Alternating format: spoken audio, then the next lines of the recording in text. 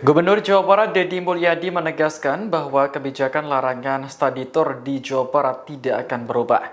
Sebelumnya, Menteri Pendidikan Dasar dan Menengah Abdul Mukti membolehkan sekolah kembali melaksanakan study tour dengan catatan menggunakan bus berkualitas.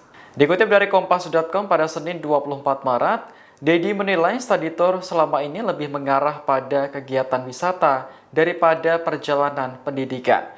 Ia pun tetap melarang study tour dengan alasan menjaga stabilitas ekonomi warga Jawa Barat, terutama bagi orang tua dengan ekonomi menengah ke bawah.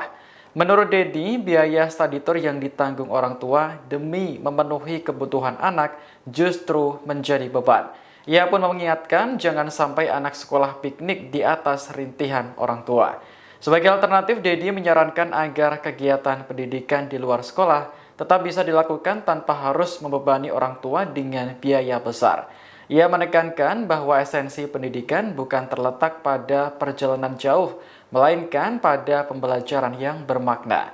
Sementara itu, Mendikdasmen Abdul Mukti mengatakan, study tour merupakan bagian dari program sekolah yang bertujuan memberikan pengalaman kepada anak-anak dengan kunjungan ke berbagai tempat.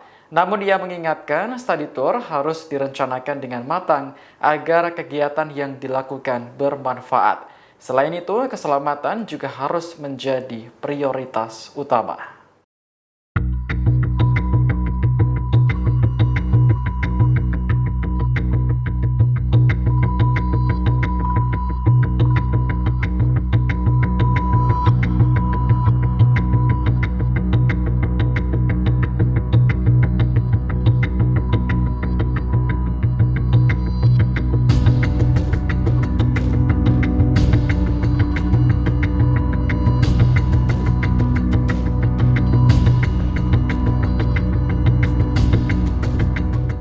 Download Tribun X sekarang, menghadirkan lokal menjadi Indonesia.